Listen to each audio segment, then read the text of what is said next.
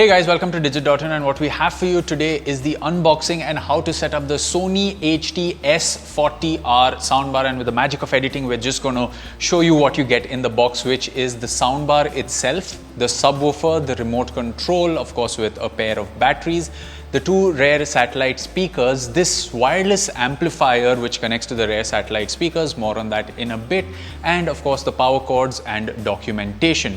Now the setup process for the soundbar is really simple. You place the soundbar below your TV. Remember, the subwoofer also has to be closer to the TV because all the components connect at the back of the subwoofer. The soundbar's cables are color coded to the port at the back of the subwoofer, so that should be easy for you to connect. The box also comes with an HDMI cable, so you can use the ARC port on your television to connect to the subwoofer.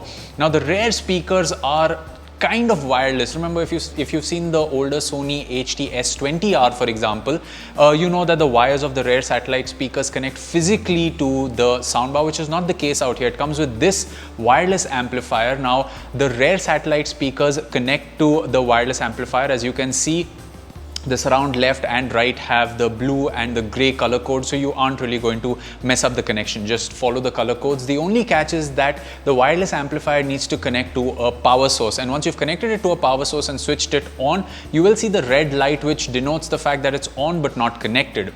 When you power on the soundbar, you will see that this color goes from red to green, signifying that the rear speakers are now connected to the subwoofer via this wireless amplifier. So that helps with a little bit of cable management and clutter.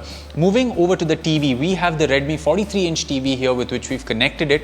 And to get the soundbar to work with the TV, remember, if you go into the sound settings, you may not see the external option of ARC, but you have to go into the additional settings and switch on HDMI CEC. The steps are of course on your screen right now, and once you've switched on CEC and the soundbar is switched on, it is recognized automatically by the TV.